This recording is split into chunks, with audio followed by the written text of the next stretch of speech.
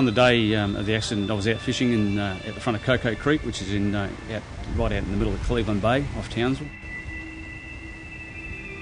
So I was on the way back home, very happy with myself. The weather was great, the seas were flat.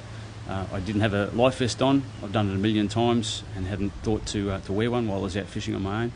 Neither did I have a lanyard attached to the cut-off switch on the engine. A pretty standard sort of thing for a lot of the fishers around this area. And I reached forward to get a packet of chips out of the side console of my boat, and at that point my boat hit a small patch of rough water, and it was just enough to put me off balance. Next thing I knew, I was falling forward off balance, and unfortunately I let go of the tiller to steady myself on the esky. At that point the tiller pushed hard to the left. As I reached, the back of the boat dug in, and next thing you know I was flying over the back of the boat and landed in the water. It happened in a couple of seconds. It was almost instantaneous and just indicated how quickly things can go wrong in a boat.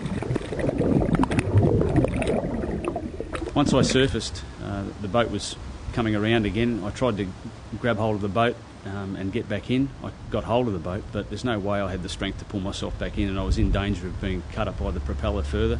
So I pushed away from the boat to have a think about what to do.